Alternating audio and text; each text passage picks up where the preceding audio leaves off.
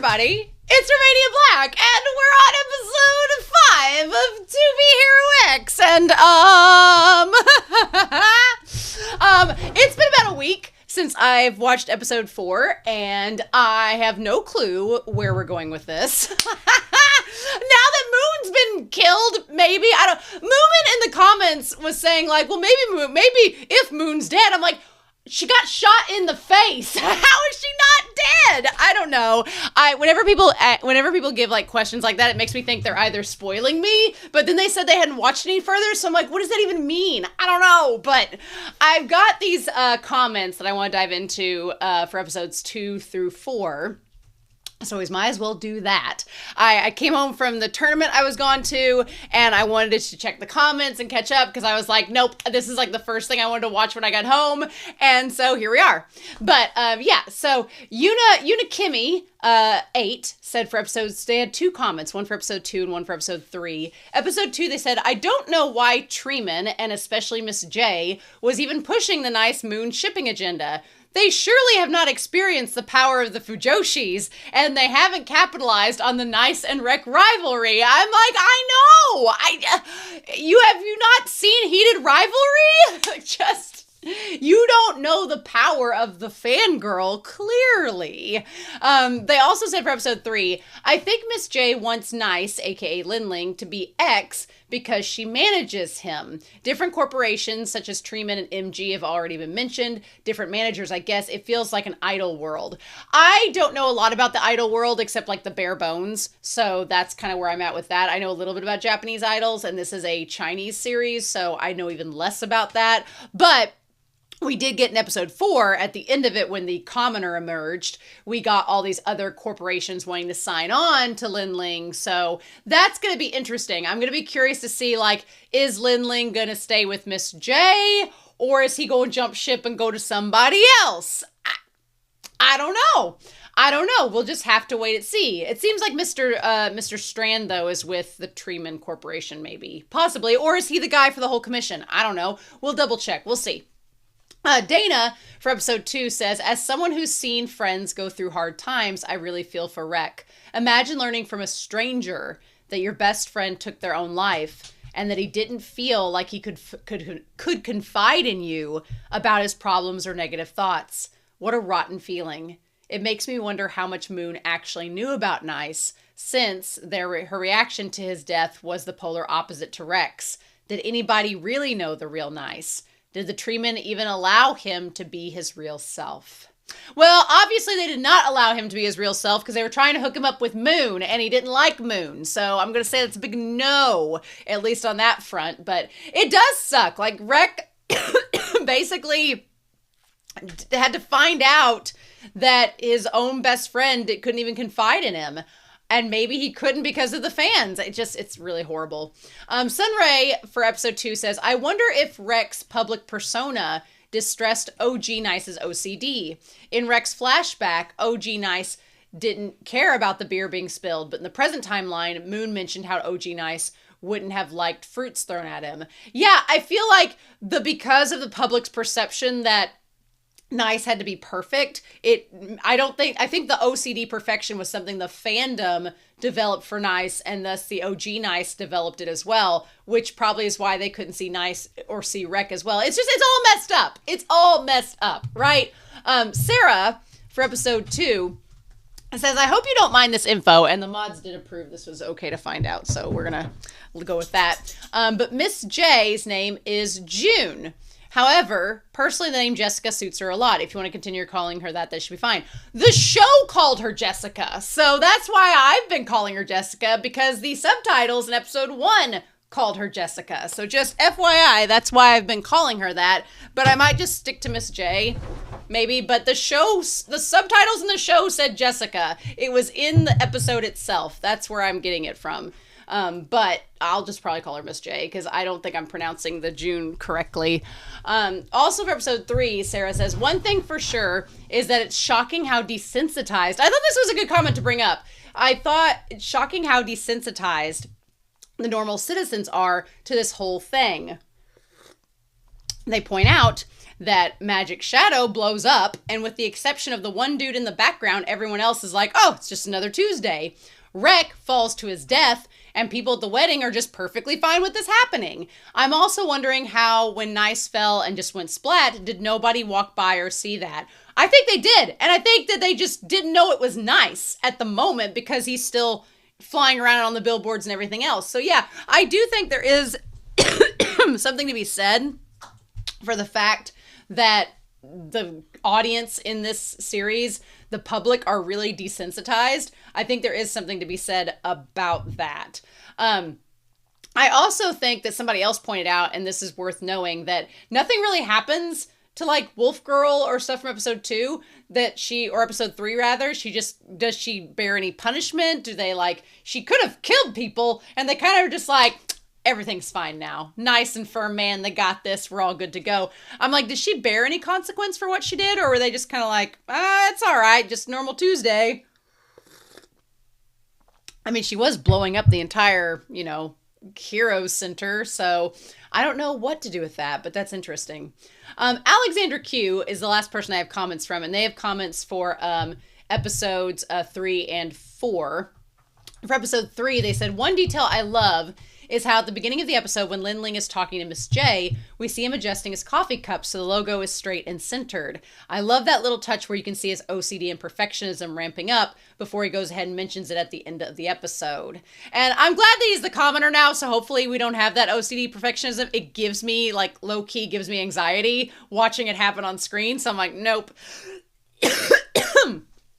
And then I just love all the little details the show has. Lee Howlin loves making every frame count in the show, and you have to pay attention to catch all the little things. Yes! I have learned from Link Click that you pay attention in every frame of the discussion because there's something going on and we got to catch it. And so then for episode 4, Alexander Q says, a little detail I loved about Lin Ling becoming the commoner and fighting God's Eye is that when God's Eye tries to look for the one weakness that will give him the upper hand, as he did with the previous hero, Blankster, he cannot find one because Lin Ling, at that point, is a normal person that is full of weaknesses, and thus God's Eye can't concentrate on just one to gain the other upper hand. It's such a good little detail that Lin Ling's weakness and normalcy gave him a little bit of edge against this particular villain. Agreed! I thought that was really cool. And they said another little moment I appreciated was seeing Miss J at the end forgetting about all the careful manipulation and the narrative she'd been invested in and just investing in Lin Ling's fight. And cheering him on and wanting to see him win and just get up, damn it. It's a tiny scene, and then she's just very happy things worked out. But it shows to me that maybe she did end up appreciating Lin Ling for who he is, and I like that thought. She's interesting because she's clearly following what the treatment company is telling her to do, but she also kind of goes off script sometimes, but then she's very adamant about the script, so she's an interesting character. And then finally, is it crazy though that the last message she had on her email was Lin Ling's last video that he sent before he was fired? We know that's been at least a month since that mail was sent because that's how long Moon and Lin Ling have spent locked together, so why hasn't she checked her email? I don't know, but it's a weird thing to fixate from, and I can't stop thinking about it. Look, I'm going to chalk it up as she's one of those people that, has in her inbox, 5,000 unread messages. That type of person would make me go crazy. That type of thing would make me go crazy, but maybe she's just that type of person. I don't know. So, we'll see! But yeah, I'm really excited to see what we get out of episode 5 now that we're here, so Isol has seemingly shot Moon in the face, so maybe we're going to learn about Isol. I hope, but thank you so much for watching with me. Thank you so much for the comments. I still have a little bit of cough from when I had the flu last week, but it's getting better. I got some tea, so I'm hoping that's going to help. But anyway, we're going to start episode, I'm still not watching the OP and ED. Bear with me. The mods will tell me when it's okay. It'll be all right. But we are going to check out To Be Hero X episode 5, and we are going to dive in here in 3, 2, 1, and let's go.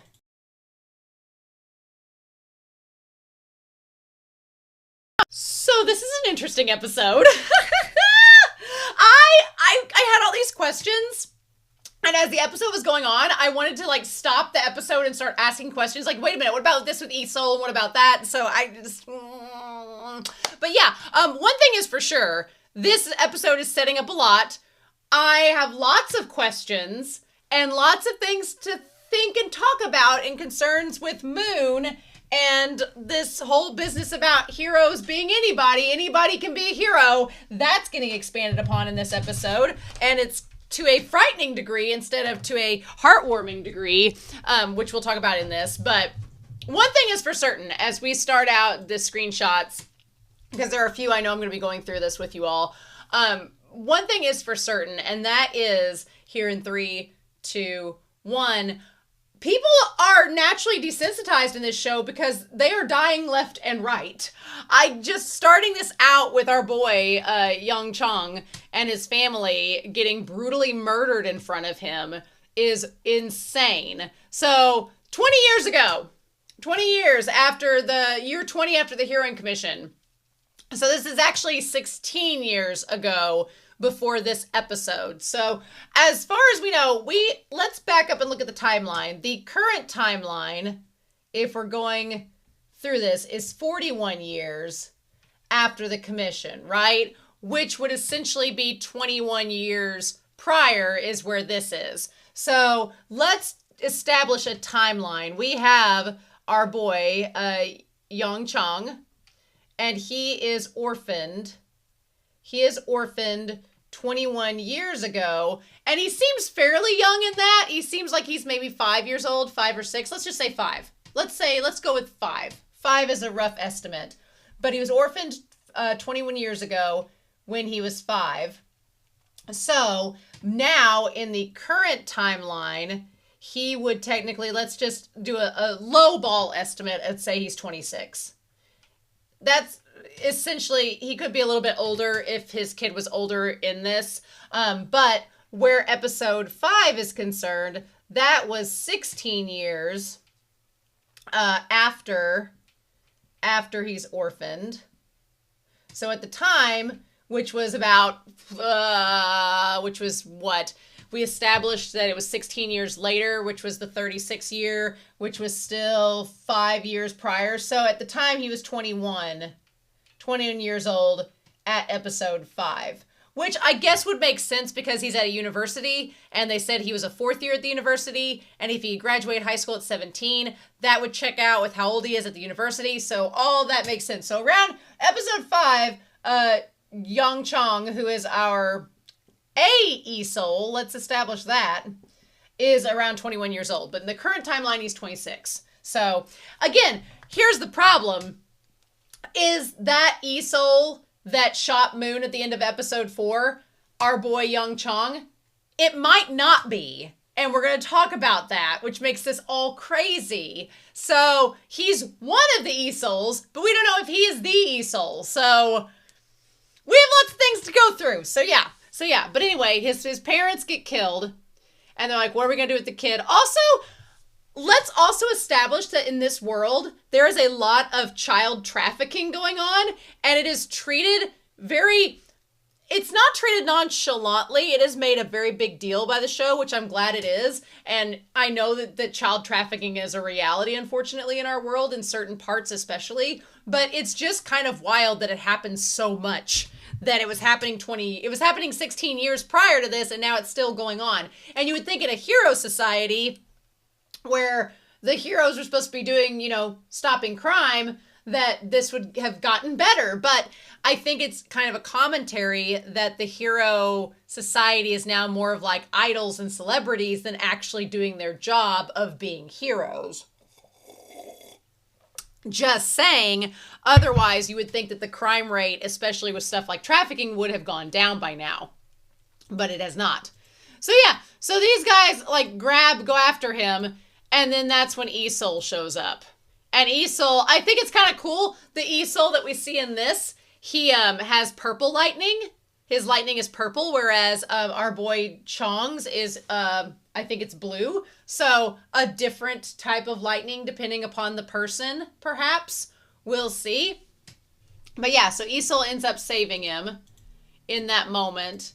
And he's so cute. Little Cheng is adorable. He's like this little precious kid. And I just like his parents have just died and it's so sad. Like he literally has the Bruce Wayne upbringing. It's heartbreaking.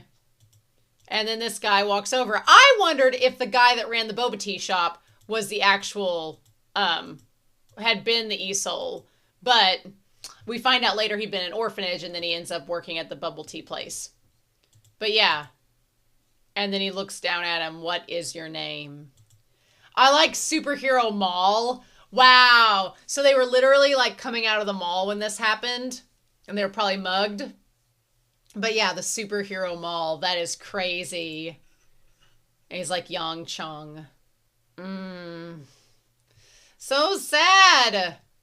So we don't get an OP in this episode, by the way. We got the ED, but we did not get the OP. We just skipped right over that. So 16 years later, after he's saved by E-Soul, we cut to our boy, Yang Cheng, who is working. It's 36 years after the commission, and we see the E-Soul 34th anniversary. So let's establish that right now it is the 36th commission year in episode 5, and E-Soul has been around for 34 years. So E-Soul was one of the very first heroes, we're assuming, of the commission because he's one of the oldest since the commission started.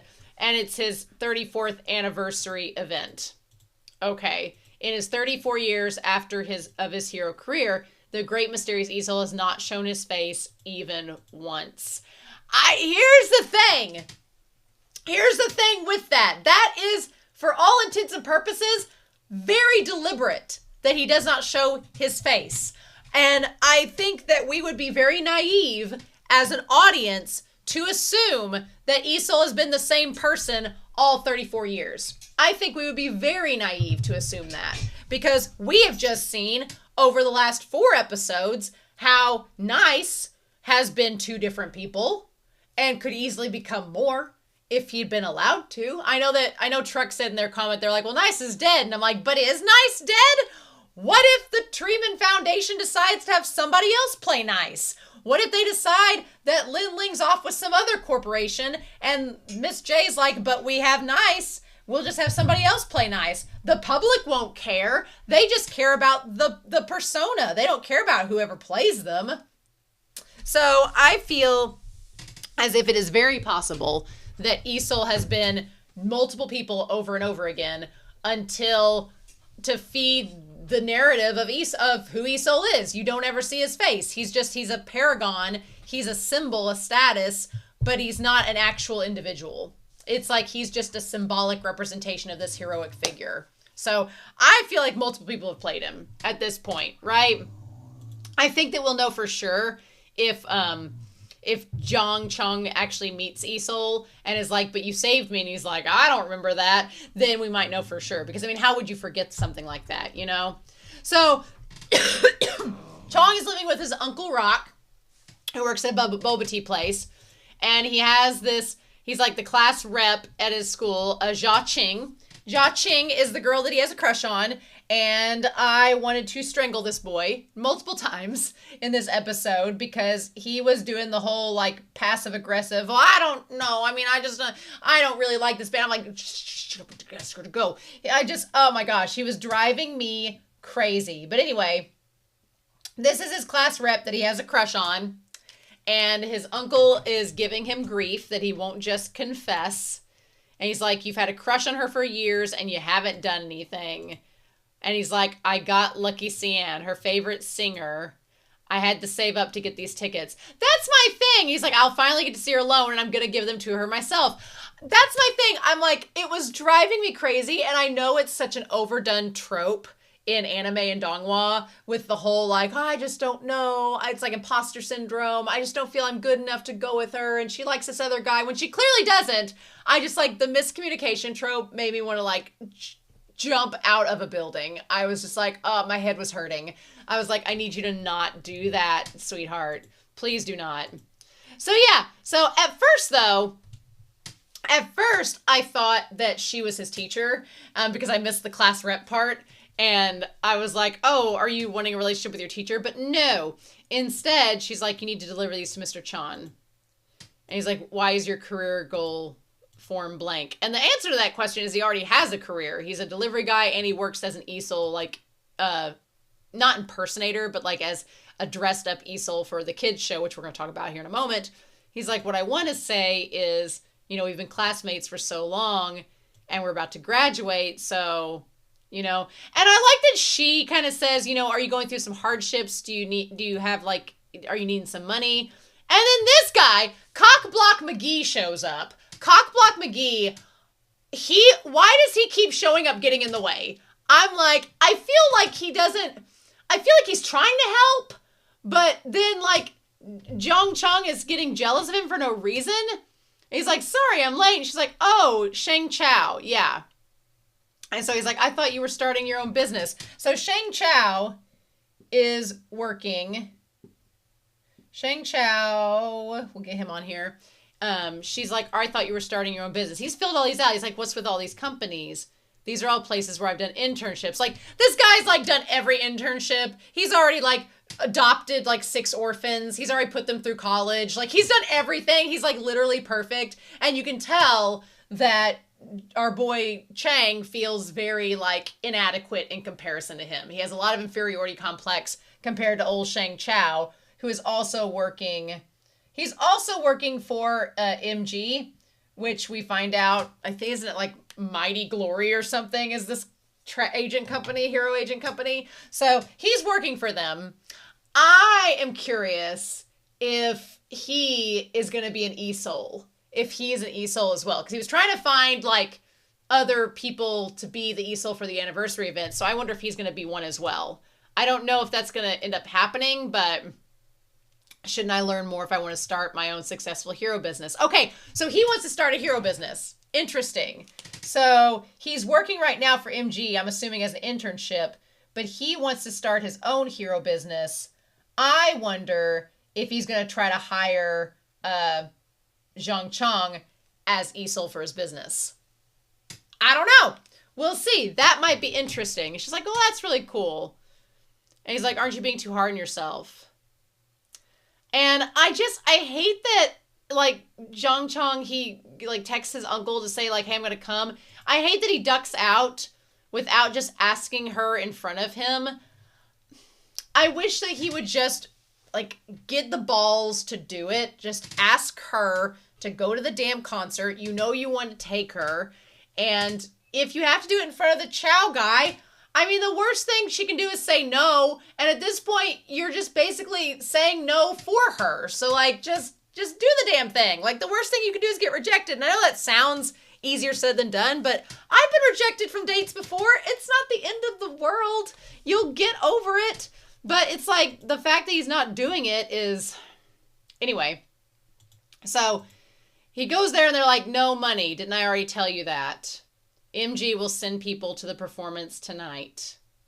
If they take an interest in you, you might get a chance to perform along Esol for his 34th anniversary event. I think that there's something interesting about the whole Esol thing, and that it is like common for, and I don't want to use the word imposter, but I'm trying to think of like common for copycats. Because I find it interesting that there was such a big hubbub around Nice not being nice. Like God's Eye made a big deal about Lin Ling portraying Nice, and the audience had a big deal about it for a moment. But then they got over it, and they were like, oh, everything's fine, actually. Lin Ling is totally cool. But here with Esol, not only does the public know there are copycats, but they're totally down for it and totally fine with there being like a bunch of Esol impersonators. I guess as long as the real Esol is there, then it's not a big deal. But yeah, so basically, Zhang Cheng has been working for MG Children's Paradise. So he's like, don't get stuck on the money. So the uncle gives him this job where he basically is working for MG has like, they're basically like Disney. They have like a kids theater. And honestly, this part of the MG Hero Foundation is like simultaneously genius and creepy, because it's genius because you get all these kids putting their trust value into the concept of e-soul, so it keeps e-soul popular, it keeps him in the limelight, keeps him in people's consciousness, and helps to keep him like present, you know? But then on the other hand, it is kind of creepy that, like, I can't imagine if I was a superhero and then there were people playing me for kids. It's just weird. And so this kid that looks like Oikawa Jr. from Haikyuu, I know you've always wanted to meet e-soul again. So yeah, it's interesting. This guy here, he's the guy that's in charge of, MG.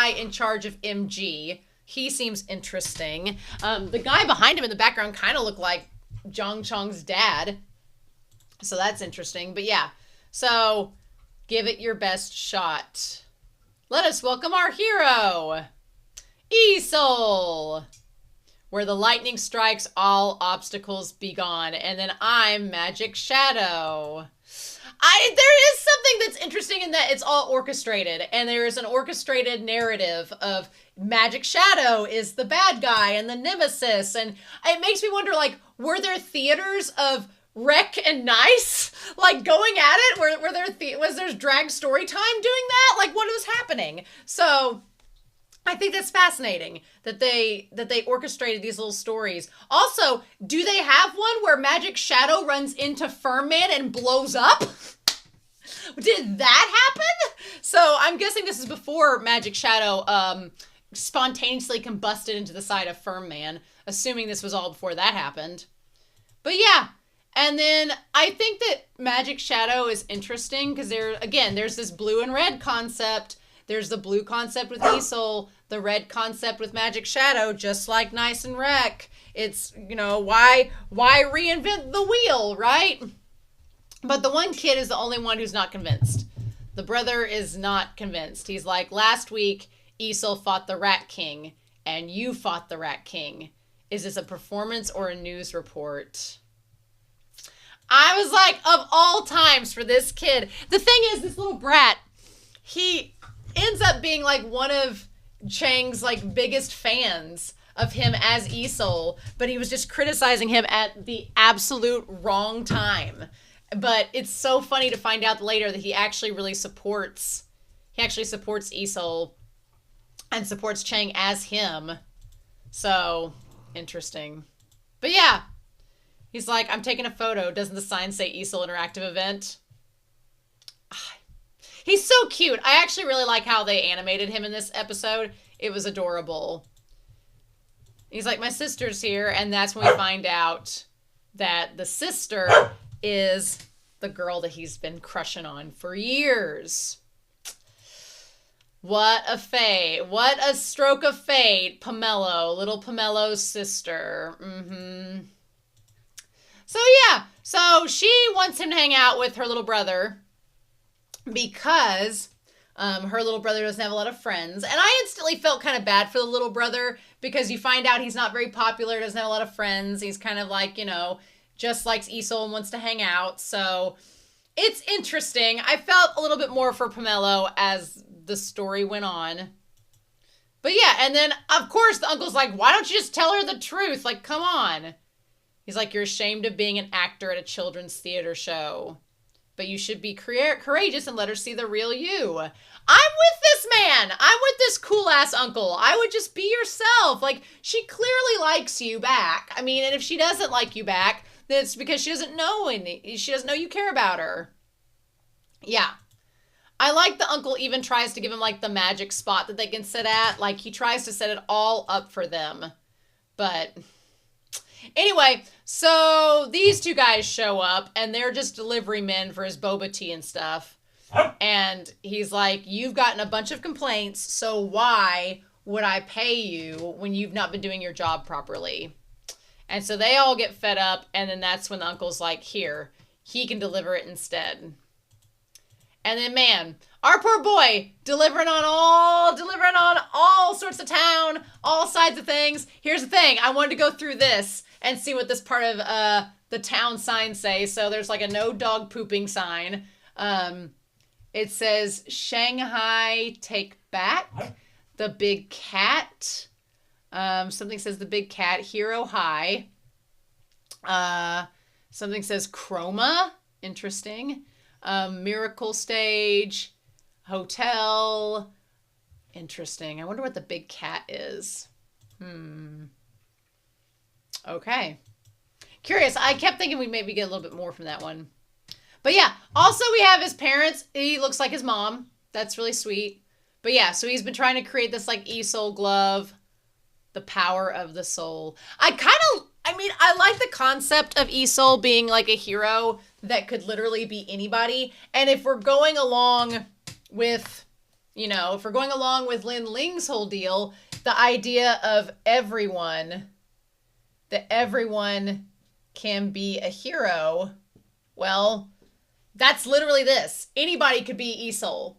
Now, is that kind of creating a problem down the road because here's the thing, e-soul is problematic because he has the mask and there's all these different renditions of him. So literally anybody can become e-soul and then have these abilities, which seem kind of vague, like there's electricity, so you think that's just speed. Like we've seen e-soul in previous episodes use the speed, but what else could there be? Like electrical shocks, like it seemed like Cheng was using his abilities maybe a little bit differently. So my issue is the part that is kind of scary in this episode is that at the end, Pomelo used his belief in Cheng as e-soul to make him e-soul. And if one little kid can do that, well then there could be hundreds of e-souls created, right? Because it wasn't like the thing that was scary was it wasn't like when Nice seemingly looked at Lin Ling, it almost seemed like he passed off his ability and then died, like fell off the roof and didn't fly and die and leapt to his death. But here, like, e-soul was up on the podium giving his big speech while Cheng was becoming e-soul. So if you can have two of the same hero at the same time existing, well, who's to say you can't have like 5 of the same hero at the same time existing? Like, who's to say you can't? So that gets kind of crazy. Like, is the e-soul that killed Moon Cheng? That seems out of character for Cheng, but then again, this is 5 years after the episode we just watched, so maybe a lot happened in 5 years. I don't know. Or is it a different e-soul? I don't think we're going to find out until next week.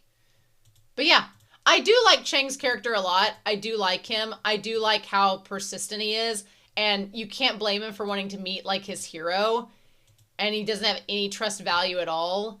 In this world, nothing makes your life harder than having a low trust value. Forget about becoming a hero like e-soul. But I still hope to meet you one day. That's the thing. It's really sad. Ugh. So, that is a big question, though. Is the e-soul that killed Moon Cheng, or is it somebody else? I don't know. So, anyway, I like Cheng's character a lot, but he does bother me in that he just wouldn't talk to her. And I like the brothers, like, come on. Like, you're fooling nobody. Like, this little kid ended up being really cute. I actually liked him by the end of the episode. I thought he was adorable. Them just hanging out together. It was a nice little, like, getting the buddy, like, not a buddy cop, but, like, you have 2 characters that start out very against each other, and then they slowly, like, bond over time.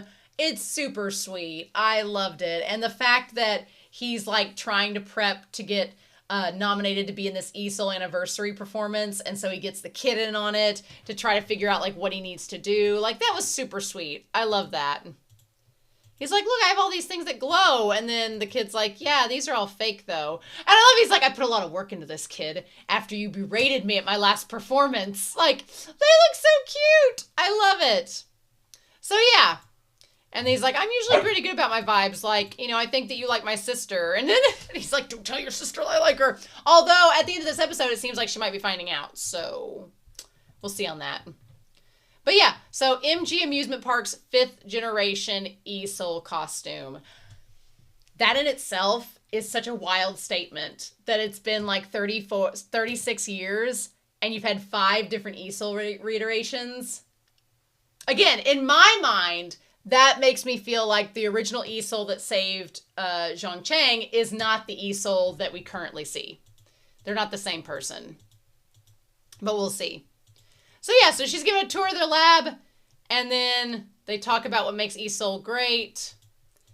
And then he's like, I heard you're a fan of Lucky Cyan. I mean, she just said yeah. That would have... I don't know. I read into punctuation with text messages. If she had just texted yeah and not had punctuation, I would have been like, oh, she's not that interested. Or she's wondering why I'm texting about this. But he's like, I'm going to ask her about the concert. And the little boba sign says generate mage. Interesting. Yeah, this kid's just like, yeah, you like my sister and I know it. So yeah, so again, Mighty Glory is the name of the MG studio. And our judges are the famous journalist and critic, Liu Yang, the 3-time recipient of the Hero Fair Commission Award for Public Welfare, Miss Marina, and our young entrepreneur, Sheng Chao.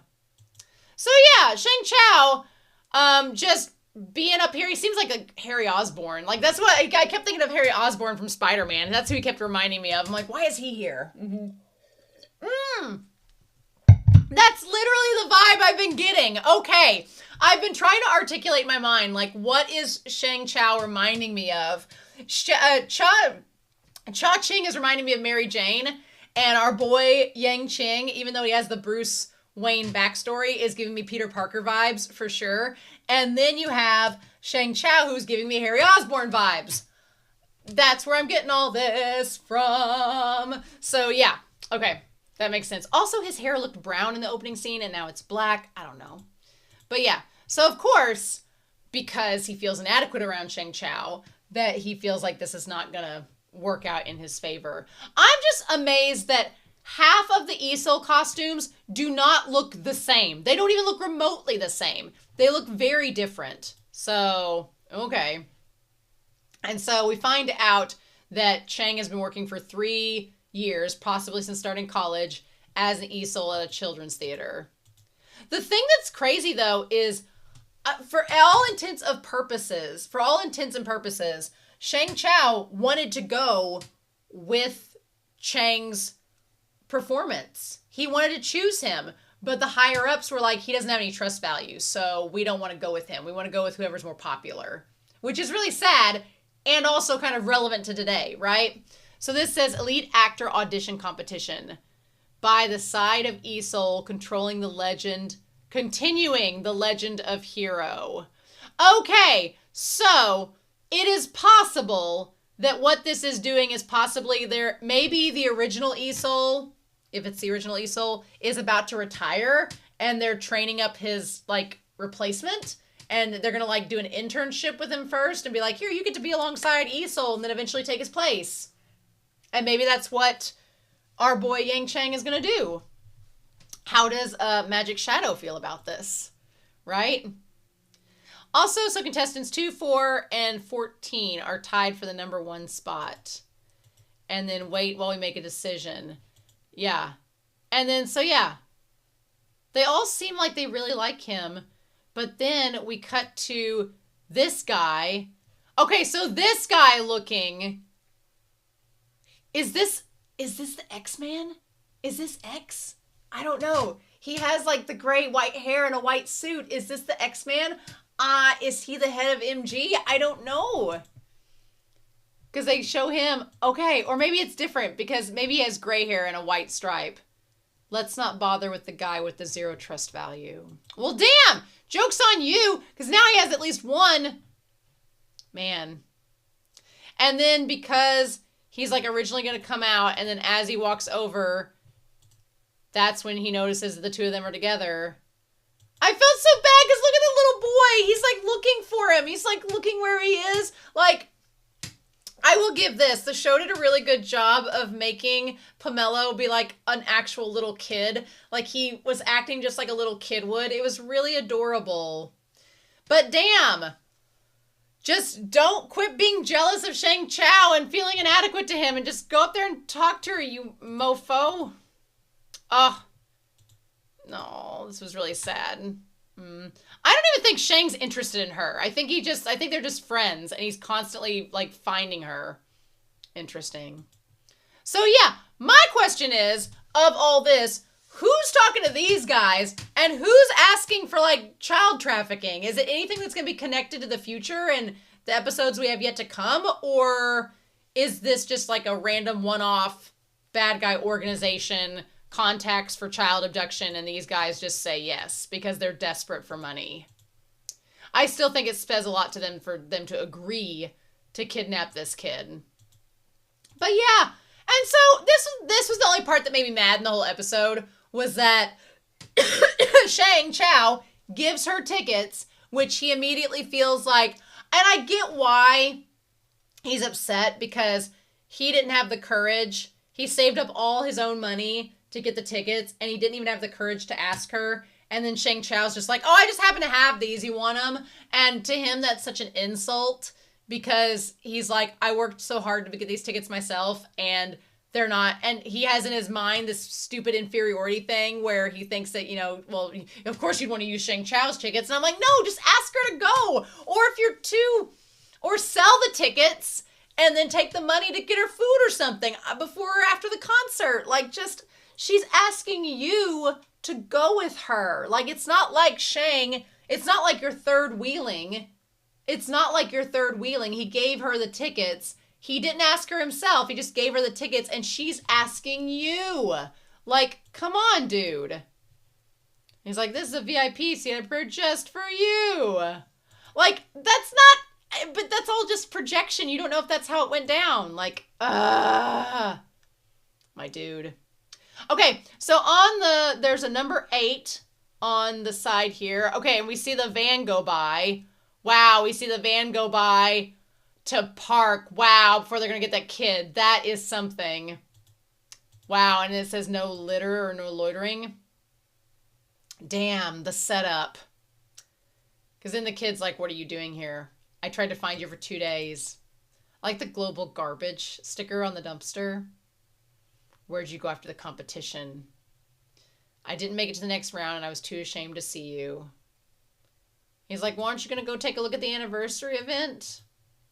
He says, Isol would never notice me among so many people. I feel for him, but I like that the kid is like, what the fudge are you doing?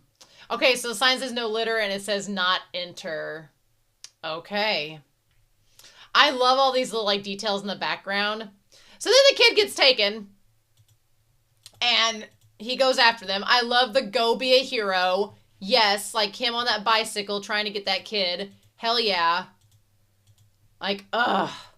This was very tense. This was very, very, very tense because this series is not afraid to get bloody. And when when everything like went over the edge, I was like, oh my God, is that kid going to be okay? I'm like, if that kid ends up getting hurt, that is going to be horrifying. But luckily it did not. So yeah. So Isol comes up to make a speech. Many Isols stand together here. And I love the montage of him giving this speech about being a hero the same time that Cheng is standing up to be a hero for this kid.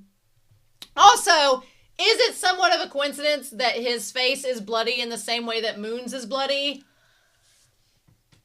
I don't know. I'm just saying. I don't know. But what are we going to do? And then, is it because there's too much hostility in the world?